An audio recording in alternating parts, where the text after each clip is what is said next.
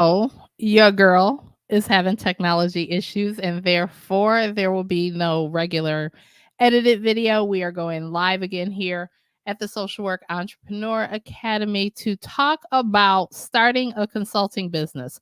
So, when I started doing business as an entrepreneur, one of the first things that I did was started consulting.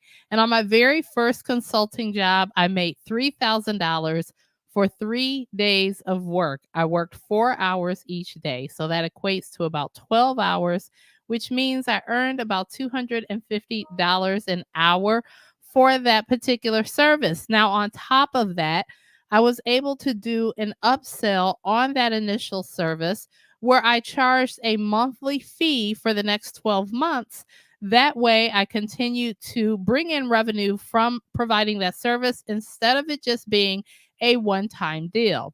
Now, the service I provided monthly was a maintenance service. And once I started doing that maintenance service, that made me available to do any upgrades or additions that they needed. So, what was going on? I was building websites at the time, and I built a website for the organization. And in addition to building that website, I also provided monthly maintenance for that website. So, that was updating any plugins, doing any updates to any PHP systems, and all this technological stuff that you may not be familiar with, and it's totally not important. But it does give you an idea of how I upgraded that service to have that monthly maintenance cost. Well, because I was doing monthly maintenance, whenever there was a launch of a new service, I got to build that page for the website, right? I had already built the website. I was already there to build the sales page, which was an additional charge for that service. So, that initial service of $3,000 to build that website, the additional monthly fee to do maintenance at $150, which was light work because maintenance might only take me, I would do it every 2 weeks. Well, I would log in every week and it might only take me 5 minutes at the most, right? So I was doing that and then also being directly available to do any additional build outs on that website. So that consulting service that I provided, in addition to providing consulting services, how to run sales from their website and how to build out an email list from their website, I definitely had a lot of upcharges for that service. By the end of the year, I ended up charging that organization a little over $20,000. And that was just one particular consulting gig. So, if you want to start a consulting business as a social worker, I am going to tell you how to get that done. So, let's get into it right now. And we are going to go into the first step, which is you need to determine your value. So, what does this mean? Let me go to my notes because your girl got her notes. So, what skills, knowledge, talents, or areas of expertise do you have? You want to assess these for your social work skills, knowledge, talents, and areas of expertise, and any non social work skills, knowledge, talents, and areas of expertise. You also want to take a look at what questions are people asking you? What are you passionate about? What do you enjoy doing that comes easily to you that never feels like work? What is there something that someone wants to learn and you know you can teach them, right? And so this is how you're going to add value. So for me, it was I knew how to build a website. So once you determine how you add value, then you can move on to step number 2, which is market research. And so you have to conduct market research for a number of reasons. You want to see who your competition is. You want to see who your target audience is. When you do market research, this is how you start to find out your target audience, who they are, what they want, what they need, right? And also, market research lets you know what needs aren't being addressed. While it lets you know what is going on out there in the entrepreneurial landscape, it also lets you know what needs are not being addressed. And this is important because your services could fill in that gap, right? So if there's a need that's not being addressed. So when you do market research, for example, we'll say you go into the Facebook comments and you find that you look at a competitor, you go into the comments and you find that one of their subscribers or followers or video viewers asked the question because it wasn't covered in the video, right? That is a particular area where you can come in and fill in that gap if you have that knowledge area or that skill set, right? Or that particular talent or expertise. So, market research is the second thing that you want to do after you determine your value. You want to go into the same area where you have value and do market research. After you do market research, you want to identify your future client's pain point. So, what is a pain point? Well, it is that thorn in their side, right? It is the thing that your potential client or customer wants to accomplish but cannot get it done. They either don't have the education, they don't have the know-how, or they need someone to guide them through that process. And you are that person if you've determined your value and you have done market research. Now you can start to look at what their pain point is, and you'll find their pain point when you're doing the market research. Now, I've laid out all these steps in my brand new guide that I've created for you. It is a 64-page robust guide that walks you through all of these steps from beginning to end. There's a total of 10 steps that it will walk you through to get your social work business started. Now, this is selling digital products, consulting services, or coaching services. Now, the guide was due to be out, but it will not be released until the 19th of this month. So, if you want to be sure to have that guide in your inbox on the 19th when it's released, go ahead and sign up for the wait list. And if you are watching this video after the 19th, then it's there available waiting for you to grab. It's best to download that on your desktop or laptop and not your phone, because again, it is 64 pages. It is a total thorough guide for you to have the whole process. Okay. So now that you have pinpoint your potential client or customer's pain point. So this is the problem they want solved, the pain they want relieved, or the desire that they want fulfilled. After you've done that, the next thing you're going to do is share your value on social media. So once you determine your value, once you determine what the market landscape looks like, once you've determined your client's pain point, now you can make content that is going to help attract them to your consulting business, right? So this is how you capture leads. Now, this is not the only way that you can attract people to your business. Of course, you can go out and do marketing locally. You can do word of mouth marketing. You can do all kinds of things to market yourself as an entrepreneur. But one of the most effective ways is to develop not just a YouTube, but a social media presence. Of course, YouTube is probably the best platform to do that on, my opinion. But you want to develop that social media presence, and you do that by sharing valuable content on a social media platform. This highlights your expertise. It highlights what you help people with. It makes you look like an expert in your field. It helps you build authority. It keeps you top of mind, right? So it keeps you top of mind inside of your potential clients or customers world, right? And so you want to definitely do that. And you want to do that by sharing valuable content on social media that highlights your skills, knowledge, talents, and areas of expertise.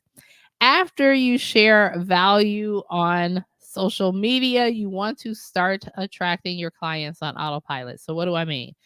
Meaning you don't want to do all that work and have to continue to do all that work day in, day out. There will be a point where if you are creating content on YouTube, your content will just start to work for you on autopilot. Once you have enough content out there, it will do that. You can utilize Pinterest to drive even more traffic to your content. When you post on Facebook or TikTok or any of those like Instagram, that content dies really quickly. It only has about a 24 to 48 hour shelf life, where your content on YouTube has a shelf life for years and years and years to come to drive traffic to your business. And so, when you're looking at being a consultant, you want to definitely drive traffic to your business on autopilot. You don't want to have to continuously put in work to market yourself that way. And so You want to attract those clients on autopilot by creating valuable content. And so, number 5, the 5th step is you want to make sure that content is helpful for the population or the target audience that you are speaking to. So when I show up here on the Social Work Entrepreneur Academy page, I try to make sure that the content that I put out is helpful to you, whether you buy something from me or not, right? That's not my goal. My goal is to help social workers start their businesses. I've seen so many social workers wanting to start a business, not knowing where to start, not knowing what to do, not knowing, can I do it? Fear of doing it, all the things, right? And so that's my bigger goal. So I show up here to share valuable content. Now, in the process of doing that, I'm also highlighting my skills, knowledge, talents, and areas of expertise. And that's what you would need to do for your business. And you do that by sharing valuable content that is helpful. You don't want to share fluff content. You know how many times I've looked at a YouTube video and it was some fluff content with a hard sell at the end of it? Yeah, no, not all the time. I get it. You have to do that, but not all the time. So you want to make sure that you are creating content that is helpful for your audience. Let me just check my notes. Okay, after you create content that is helpful for your audience, you want to build a relationship with them. So, this is super important because a lot of people get on social media to promote their business, to attract people to their business, and they are constantly hitting them with sales. Sales, sales, sales. That's literally all they're doing. They're not providing valuable content that is helpful to the watcher or a viewer. They're not doing any of that. They're just hitting them hard with sales. You don't want to do that. That is not how we do business in 2023. You want to make sure that you are developing a relationship with your future client or customer. This does a lot of things, right? So it just makes that relationship sustainable, right? You don't want to have a transactional relationship with a future client or customer. Transactional relationships means that they only do a one-time sale and then they're never coming back to you again. And that's not what you want to do. You want to create long-term business, right? If you think about any business that you do, the businesses that do the best are the ones that have you as a long-term customer or client. And so you want to do the same thing. And so with that, you want to make sure that you invite them off of the app, whatever app you're using, right? So if it's YouTube, if it's Facebook, whatever it is, you want to invite them off of the app, and you do that with a lead magnet. So about a year ago, I offered a free training that showed social workers how to go from employee to entrepreneur. That was a free training that they could opt into, but it was also a lead magnet. It got them on my email list. It helped me email them weekly and really build that genuine relationship with them, right? It gets them closer to me and me closer to them, right? Because everybody who's watching my YouTube channel is not interested in my content, but the people who are can opt into the email list and they can get closer, right? I send out weekly emails. I send out a newsletter. There's a lot of things going on in the email that are not happening on the YouTube. And this is important for so many reasons. YouTube could go down. Any social media platform that you're utilizing could go down. The great Facebook crash and Instagram crash of 2021 had a lot of business owners in a tizzy who utilized those platforms as their primary platform for lead generation for their business. You don't want to do that. You don't own those platforms. You are building your business on rented land, right? You want to own the property when you're building your business. And so an email list allows for you to do that. And not only does it allow for you to own that list, it allows for you to build a relationship with your future clients or customers. Anyone who's doing business in this day and age and is doing it well knows that most of their sales take place in the email, right? They're not taking place when you advertise on social media, you run an ad on Facebook. They're not taking place there, right? They're really taking place once a person has developed for you what's called the know, like, and trust factor. That's important. And in order to do that, you have to build a relationship and then you sell to them.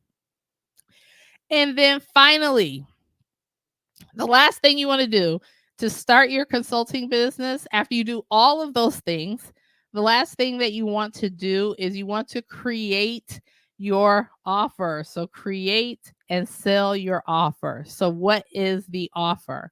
The offer is not just a service, but it is typically a package that you have put together that is going to benefit the client or customer, right? It's going to help them gain a transformation. So you're going to help solve a problem, relieve a pain, or fulfill a desire with this particular service or product. Now, this could be a digital product, it could be a coaching service, or a consulting service, right?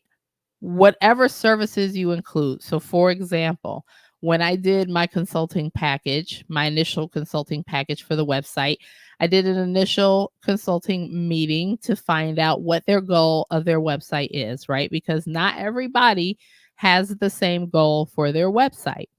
Once I determined the goal for their website, then I created a strategic plan.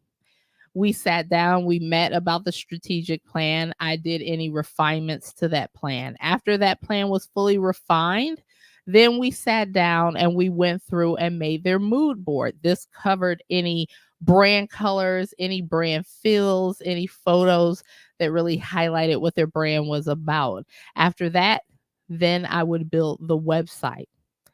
After that, they got all of their deliverables, right? And so that whole package, that was the $3,000. Then there were upsells, right? The package itself was 3 grand. That's all you are creating when you first get started. You can create an upsell that is beneficial to the client. So for me, I had one upsell when I first got started, and that was maintenance, just strict maintenance of the website. After that, it was when people would come to me and say, well, I need a sales page. I'm doing this launch of this product. Of course, because I built the website, I could do that. So then that became another add on, right? Later on, after they asked for it. But initially, when I first started, I just had the one package and the one upsell. You want to keep it super simple when you first get started because you're new to this thing and business is not easy at first. It's not hard. It's just things you have to learn, right? And you want to make sure you keep it super easy and super simple. And so, if you want to start a consulting business, a social work consulting business in 2024, these are the 7 things you're absolutely going to need to do. Now, there's 3 more things that you need to do. And of course, they are covered in my social work entrepreneurs blueprint, launching your business in 2024. You can go ahead and get on the wait list for that blueprint. And I also have some notes that are going to be in the Patreon, Social Work Mogul Patreon community for my social work moguls. Those notes will be available to you. If you would like to grab the notes, go ahead and check out the link in the description box for the Social Work Mogul community over on Patreon. You can also check out the link in the description box to grab that guide on how to start your business, your social work business in 2024. And until next time, this is your girl Michelle saying, stop waiting. The time is now. Start your social work business. Bye for now.